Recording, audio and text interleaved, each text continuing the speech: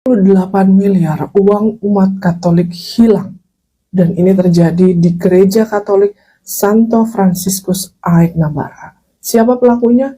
Pelakunya adalah Bank Nasional Indonesia cabang Rantau Prapat, Labuan Batu, Sumatera Utara, Indonesia. POV-nya mari kita lihat.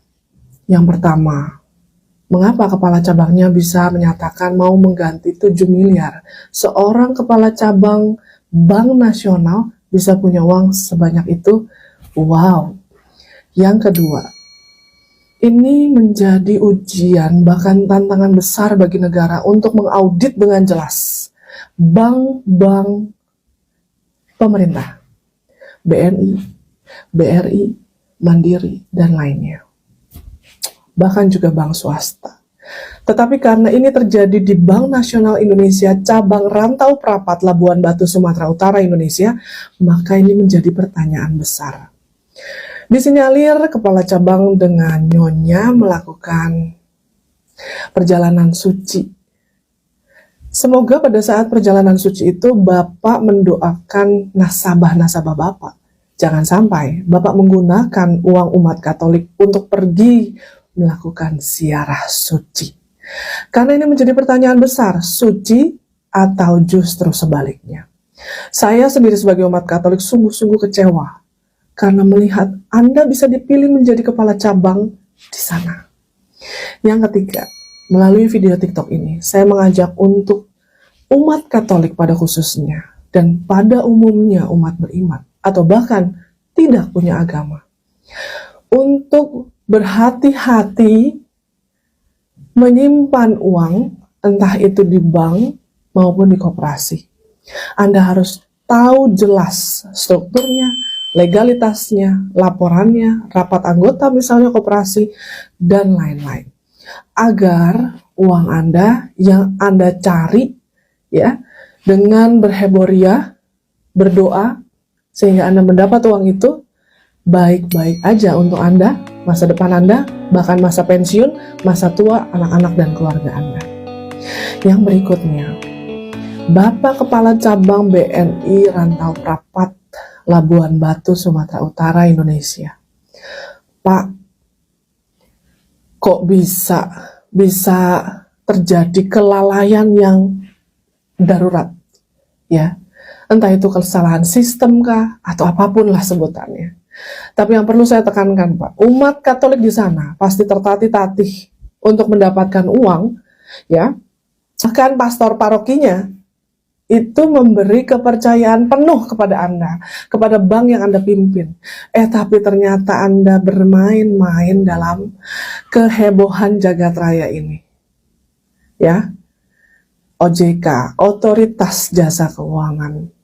Saya pada khususnya, umat Katolik dan warga negara, bahkan semua yang ada di sana atau yang melihat video TikTok ini, sungguh-sungguh mengecam jika OJK tidak mampu melakukan pemeriksaan BNI Rantau Prapat Labuan Batu. Dan saya berharap ini yang terakhir, karena memang suka lucu-lucu aja ini bank pemerintah, iya kan? Sisanya selamat berpikir untuk OJK, untuk Kepala Cabang BNI Rantau Prapat Labuan Batu, Sumatera Utara, dan semua yang melihat video TikTok ini agar menjaga asetnya, uangnya, demi kesejahteraan Anda, orang-orang yang Anda sayang, dan keluarga Anda. Karena zaman sekarang itu lagi zaman lucu-lucuan aja. Selamatkan diri Anda, hati-hati dalam menyimpan uang, hati-hati dengan aset Anda, tenang, and then stand tall. Artinya waspada, berhati-hati, berdoa, berpikir baik, tapi juga harus bisa menjaga diri. Semoga dengan video TikTok ini, OJK, BNI, bank-bank lainnya bisa berhati-hati dalam menggunakan uang nasabah. Karena uang nasabah bukan dapat dari daun, tapi dari bekerja keras, kerja kreatif, dan lain-lain. Selamat berpikir. Nggak ada angin, nggak ada hujan, tiba-tiba nggak ada apa-apa. Ya, kejadian itu persis dialami oleh Jemaat Gereja Katolik Paroki Aik Nabara, Kabupaten Labuan Batu. Nggak ada angin, nggak ada hujan, dana 28 miliar yang disimpan di BNI Cabang Rantau Prapat hilang tanpa jejak. Menurut berita yang beredar, uang kas paroki itu diasinkan oleh abang tampan kita ini yang kemarin menjabat sebagai kepala cabang. Jadi menurut kalian netizen, ini salah oknum, salah sistem, atau salah jemaat kasih kepercayaan ke bank ini? Katolik separoki Aik Nabara menuntut ke kantor BNI Rantau Perapat yang dimana uang kas gereja tambah uang CU umat Katolik yang ditabung di Bank BNI hilang dari rekening senilai 28,5 miliar.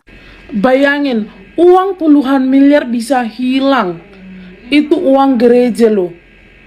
Bukan ratusan juta tapi puluhan miliar. Jadi kronologi beredar di media sosial seperti ini. Pada tanggal 20 Februari 2026, seorang pegawai BNI datang menemui seorang suster, yaitu Suster Natali di Aik Nabara, dengan mengatakan bahwa bendahara lama BNI tidak datang bekerja dengan alasan cuti dan tidak pernah kembali atau tidak pernah datang bekerja sampai sekarang. Jadi sayalah penggantinya, katanya. Karena seperti itu, Suster Natali pun langsung pergi ke Bank BNI buat mencetak rekening koran dan mengecek saldonya. Ternyata uang sudah ditarik sampai habis oleh seseorang yang tidak diketahui.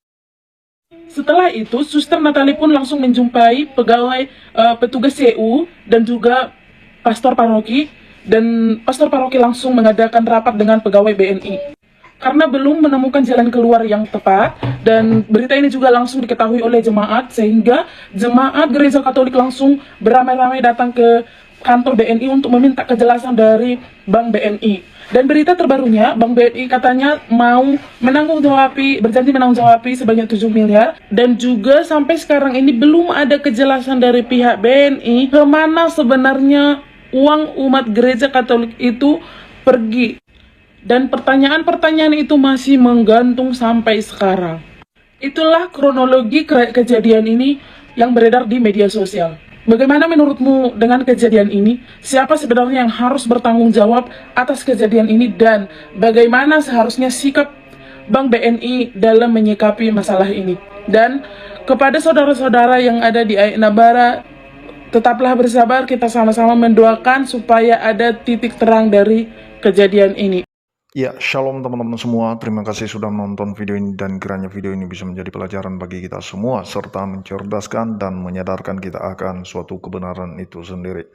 Nah, teman-teman, seperti apa yang kita saksikan barusan, di mana lagi heboh dan memanas, di mana gereja Katolik Aik Nabara, teman-teman, di mana uang mereka yang sudah disimpan di BNI, itu bank nasional, teman-teman ya, milik negara, itu uang mereka hilang, dan mereka unjuk rasa di depan kantor BNI cabang Aik Nabara, teman-teman. Mereka menyampaikan protes mereka karena hilang uang yang diduga puluhan miliar, dan itu uang gereja, teman-teman, uang jemaat Katolik Aik Nabara.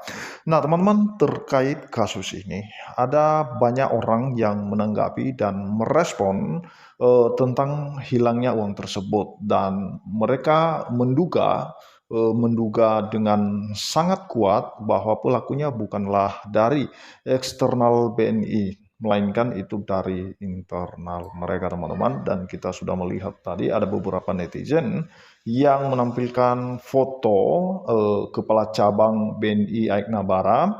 Mereka menampilkan fotonya dan mereka duga bahwa inilah pelakunya, teman-teman. Dan itu sudah diduga bahwa uang tersebut yang sudah puluhan miliar itu diasingkan, teman-teman.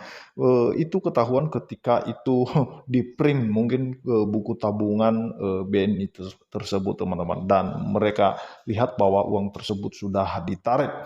Dan diduga bahwa kepala cabang tersebut dia sudah menggunakan uang tersebut untuk apa? Untuk jalan-jalan ke luar negeri, dipakai untuk bersenang-senang bersama keluarganya, teman-teman.